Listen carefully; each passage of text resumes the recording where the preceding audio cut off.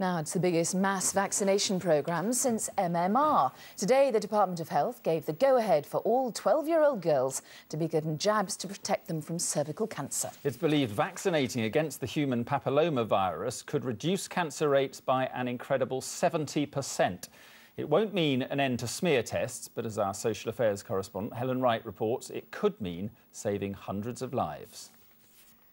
A course of injections could soon provide unprecedented peace of mind for a generation of young women.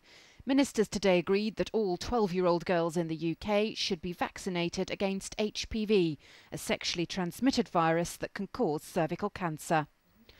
Brigitte Bryant wants her daughter to be first in the queue for the jab. She developed cervical cancer at 30 and wants 12-year-old Abigail to have every possible protection. Going through cervical cancer for me was quite a traumatic time, and knowing that my daughter will be safe and free, I don't have that worry. Each year in the UK there are 2,800 new cases of cervical cancer and 1,000 deaths. Many could in future be prevented.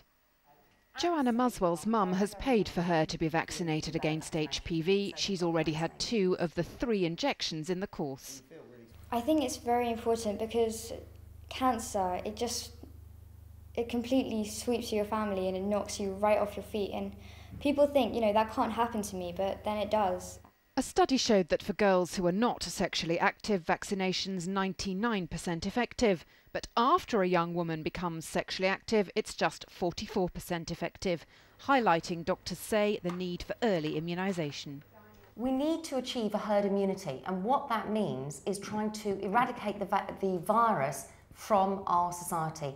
Like with the rubella vaccination, we are immunising girls and boys so that we can get rid of the virus. This is what we should try and do with cervical cancer vaccination.